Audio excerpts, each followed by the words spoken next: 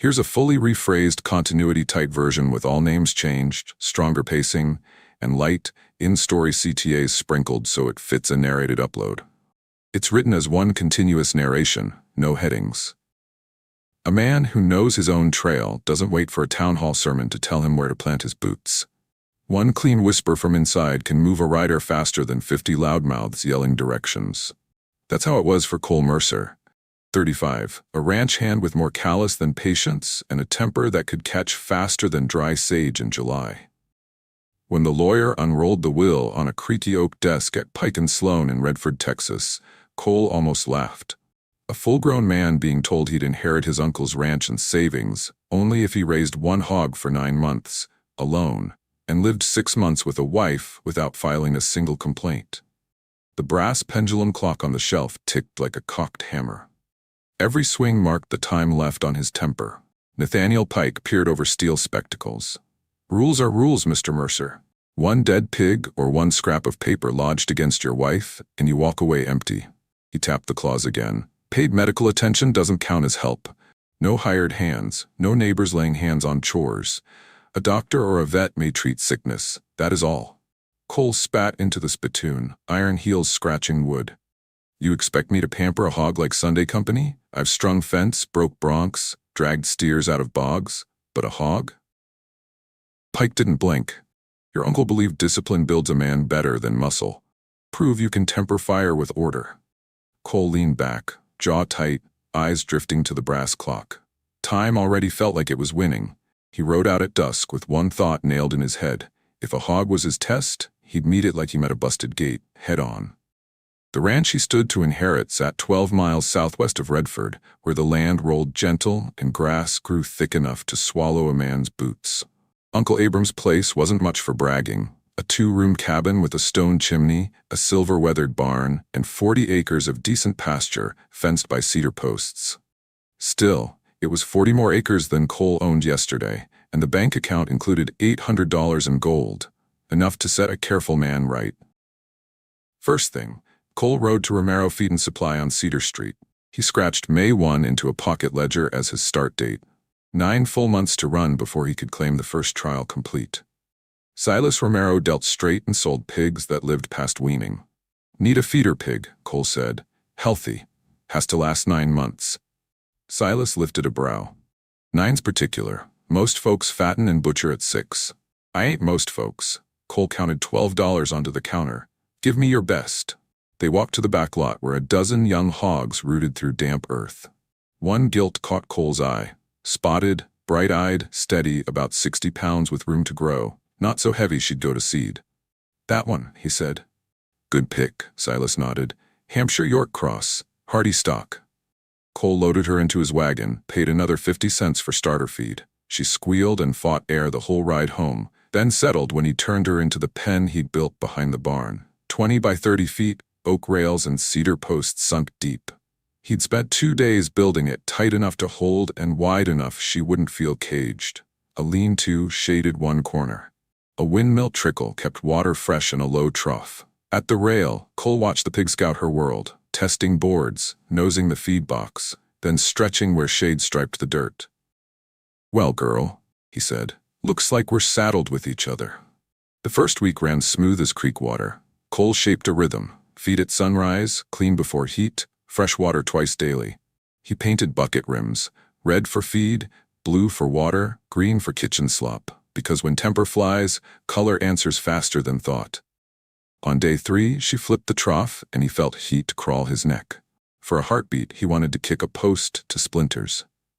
Instead, he walked to the barn where a plank hung on the doorframe in crooked brush letters.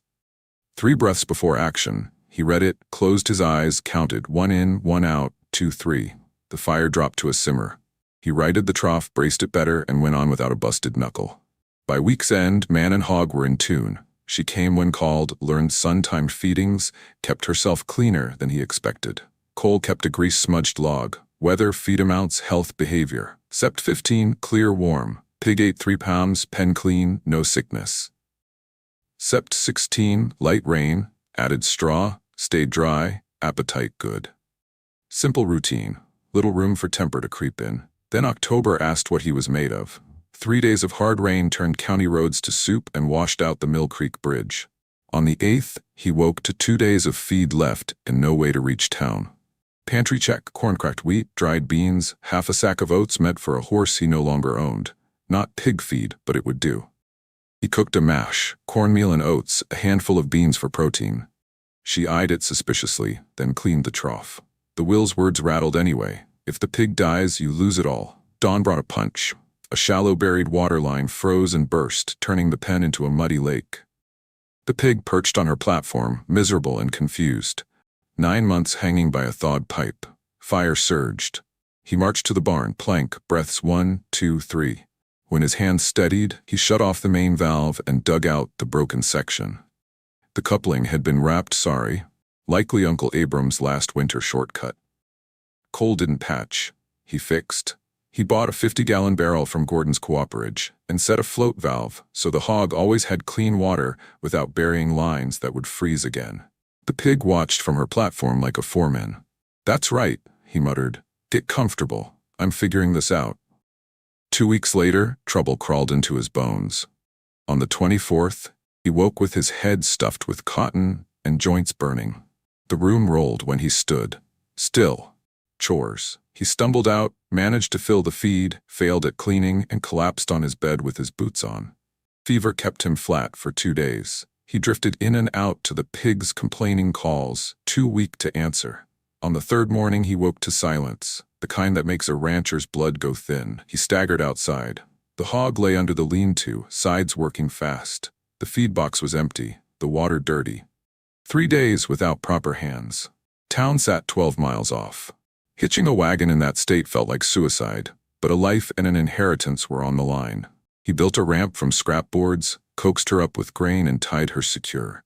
Every rut in the road punched his skull, but Redford's false fronts finally showed. He pulled up to Dr. Roker, Elias Hahn's office on Front Street, and near fell climbing down. Hahn took one look. "You've got the fever. She's dehydrated and stressed."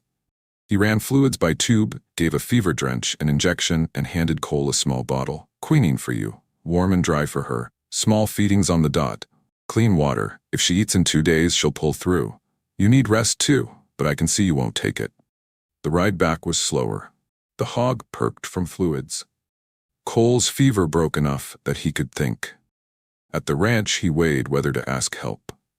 Jonah Rise would come if called, but the will forbade other hands on chores.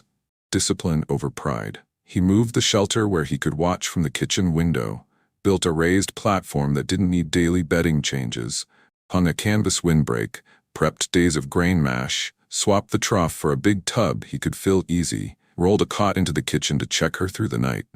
Oct 27, pig temp normal, ate half portion, breathing easy, mind down some. Oct 28, finished full feeding, walked pen, added straw. She recovered faster than he did. By November 1st, she was back on schedule. Cole still coughed but had learned a truth: systems outlast tempers and sickness both. Winter pressed with new tests. A cold snap sealed the tub in ice. He split it twice a day. The pig developed a cough. Hahn made a house call and pronounced it minor. "Hardy stock," he said. "You've done right." December gifted an escape. A gate latch he trusted slipped. The hog went sightseeing. He found her in Mrs. Alder's kitchen garden with 2 rows of onions and a patch of turnips ruined. Alder met him at the fence with a shovel and a thin smile. "Need a hand?" Cole wanted to say yes. Wrestling a full-grown hog alone is near comedy. But rules are rules. "I'll manage." He coaxed her home with grain, left an IOU under Alder's doormat, and doubled every latch. By January, half a notebook bulged with entries. Coat sleek, eyes bright, steady weight. He'd shifted from putting out fires to preventing them. Jan 15, hard freeze, pig warm, extra straw. Jan 20, weak board replaced before failure. February brought Hahn's last inspection. Healthy hog, tidy pen, rancher looking more deliberate than angry. "Your uncle would be proud," Hahn said. Cole glanced at the gilt, nearing full-grown, content as a queen. The first trial was done. The next, marriage, would be harder. He shaved, scrubbed, and pulled on a clean shirt for the first time in months. Instead of buying feed, he sought information. People talked to Silas Romero. "Looking for a wife?"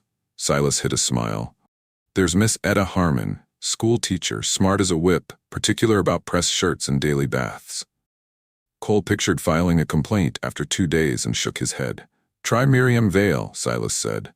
Runs a boarding house on Willow Street. Practical. Lost her husband to fever 3 years back. Keeps order.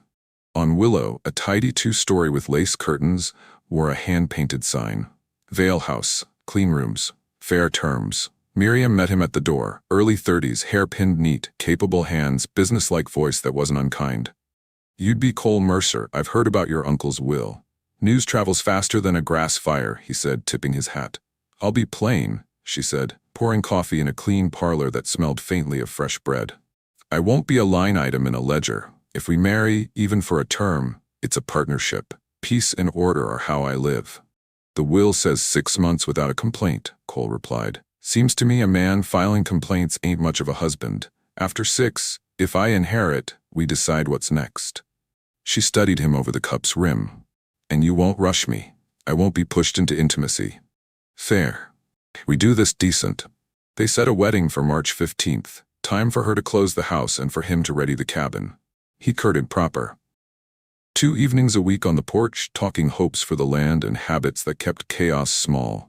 Miriam was well-read, farm-raised, dry-humored. She understood men's strengths and their foolish pride. You keep that pig like porcelain, she teased one night. She stays healthy, I inherit. You've learned more than animal care, she said. Patience, planning, temper managed by systems. He smiled, because she named what he hadn't yet. 2 days before vows, he moved the pen farther from the house, scrubbed the cabin, stocked the pantry, hung new curtains. Staring at sunlit floors, he felt the weight of the next trial.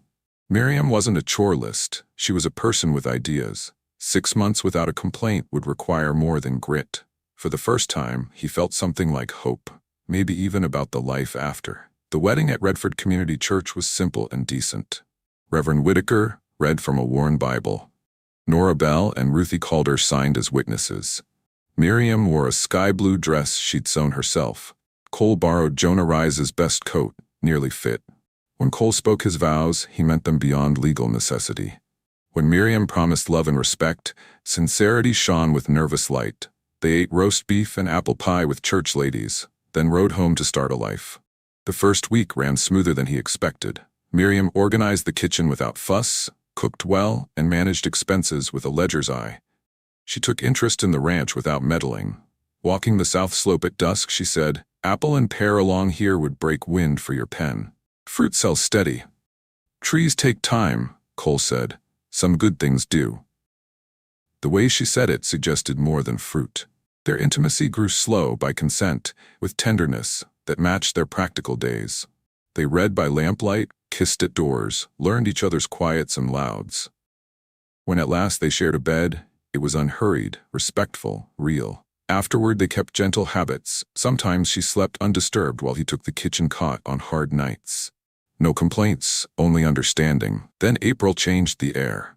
Miriam missed her monthly and the world tilted. Morning sickness hit like a squall. Smells that never troubled her, cooking meat, Cole's clothes after chores, even his soap, sent her outside retching. She cried over small frustrations, worried money in circles, snapped when he tried to help.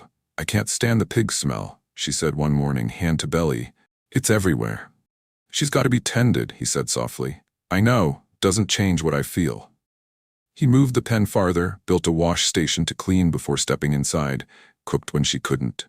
Still, the cabin was small, and wind is wind. Money rubbed them raw. Miriam, careful by habit, turned anxious by pregnancy, counted coins twice and fretted. 12 cents for thread, she said, studying a receipt. "Peterson sells it for 10. 2 cents ain't worth crossing town. 2 here, 5 there, it adds." Their closeness dimmed out of necessity. Miriam felt guilty. Cole felt helpless. "We're married for real," she whispered. "I want to be a wife." "You are. The rest can wait." May delivered a flood. Cole woke to 2 inches of water on the kitchen floor. Pump seal failed. Miriam stood pale in her nightdress, one hand on her mouth, the other on their child. "Oh, Cole," she said and cried. Old fire surged. Months of careful effort and now a waterlogged mess when money was tight and smells made her sick. A half-written complaint letter sat on the table, ink fresh. One signature and his hopes died. For a lightning second, the angry part of him wanted to file it himself and be done. He walked to the barn, plank. 1, 2, 3. The blaze dropped to a steady heat he could work with. He fixed the pump, mopped the floor, moved furniture, tossed a ruined sack of flour, made a list of boards to replace. He didn't ask Miriam for help. She cried on the porch, then came back with a towel and a trembling apology. He nodded and kept at it. That evening, they watched a purpled sky settle on their land. "I wrote that letter," Miriam said, voice small. "Started it. I nearly filed it. I saw. Watching you today changed my mind, how you handled things without blame." She wiped her eyes. "You've changed. Maybe I'm learning what Uncle Abram tried to teach. Discipline isn't controlling other people. It's mastering yourself." They sat with that until the stars pricked through. The hog grunted contented in the distance. The windmill turned. For the first time since vows, Cole felt not relief at passing a test, but a happiness that looked like a future. Quick pause for listeners. If this chapter has you hooked, tap the like so more folks find it, and drop where you're listening from. It truly helps keep the campfire burning. Summer arrived mean. Heat pooled in the cabin, making Miriam's nausea linger till noon. She needed milk and greens. He needed lumber for repairs. Money fretted them both. The hog market-ready represented cash, but he wouldn't sell a minute before the 9-month mark. "Maybe I should reopen the boarding house till the birth," she said, wilting on the porch. "The will says we live together," he replied gently. "If you move, we fail. Then we're trapped. Hot house, hog smell, baby coming, bills stacking." He heard the edge that precedes a quarrel. June dragged into July. Small burrs cut deeper. He stomped dust off his boots before stepping in. The sound woke her. Words snapped. She left things untidy. A new habit. He picked up with a tight jaw. She saw the tightness and bristled. "I'm not your servant. I never said." "You don't have to say. I can read your face." Money talks turned weakly and thorny. 5 cents for a paper, a jar of preserves, a cake of soap. Each became a proxy for bigger fears. One night in August, after he'd hammered fence in 95 degrees till dark, he came in to find Miriam weeping over the ledger. "Everything's wrong," she said. "Heat, pregnancy, smell, money. I can't do this." "I'm doing the best I can," he answered too quick. "Working myself ragged. I didn't ask you to rescue me. This marriage was your idea." "Our idea," he tried. "Your inheritance," she shot back. "If we fail, you'll be fine. I'll be the one with nothing." The truth of her fear hit like a thrown horseshoe. He walked out before wrong words dug scars. In the barn, plank breaths 1, 2, 3. When he returned, the letter was tucked in a drawer, not on the table. "I won't file it," she said, palm on her belly. "The baby deserves better." He sat across from her, the space between them wider than pasture. "Tell me what I can do." "I don't even know," she whispered. "That's the problem." Silence hung while the lamp hissed. At last she said, "When I ran the house, I had systems, schedules, rules. Order kept the chaos small." He nodded slowly. "Like the hog. Planning beat anger every time. Maybe marriage needs the same." "Marriage isn't stock care," she said, but the edge softened. "Maybe not, but both are living things." They built a plan, practical, not poetic. A small breakfast set on the table before dawn so she could eat before smells rose. A tin hood vent and taller stovepipe to pull smoke and scents straight up the flue. A standing Thursday budget talk, coins and worries counted together. Clear chores divided with grace for pregnancy. And a 48-hour rule. If either felt angry enough to consider a complaint, they'd wait 2 days and try to solve before signing anything. "Not romantic," she said, pencil tapping. "Romance is a warm fire," he said. "This is the woodpile." The next morning, he left oatmeal with honey and a note, "Gone to feed. Hope this helps," and found an empty bowl and a shy smile when he returned. The vent took 2 days to hang. It worked wonders. Their first budget meet was awkward, then clarifying. Doctor's fee versus winter feed, pig money in October, not ruin after all. They weren't rich, but they weren't lost. Quick check-in for the trail riders. If you're still with me, share this story with one friend who loves frontier tales. It keeps the series alive. September brought new aches but fewer fights. Routines held. Miriam started mornings with food in her belly, which tamed the waves. Cole came to appreciate budget Thursdays. Partnership showed up on paper. When labor gripped her on October 3rd, they were ready. Clean linen stacked, water heating, Dr. Hahn already riding out. 12 hours later, a sun wailed the cabin into new life. Miriam cried and laughed at once. Cole, who thought himself a rough man, felt something tender crack open. "What do we call him?" he asked, hand trembling in baby-soft hair. "Rowan," she whispered. "Strong, rooted, the kind that bends without breaking." 2 weeks later, Cole sat again Nathaniel Pike's brass clock, 9 months of hog logs stacked neat, a marriage certificate unshadowed by complaints. "Pig sound?" Pike asked. "Strong as a stump," Cole said. "Dr. Hahn's notes included." "And the marriage?" 6 months and 2 weeks, no papers filed. Pike initialed the ledger. "Your uncle would be pleased. He always said, a man who masters his temper can master his destiny. Deeds ready, bank transfer clears by week's end." Cole walked out the legal owner of 40 acres, a cabin, a barn, and 800 in gold. The hog fetched $26 at market, enough to pay Hahn and fill the pantry. He used part of the windfall to make the place kinder for Miriam and Rowan. A nearer well, a root cellar, a wash house with a copper tub that gleamed like a promise.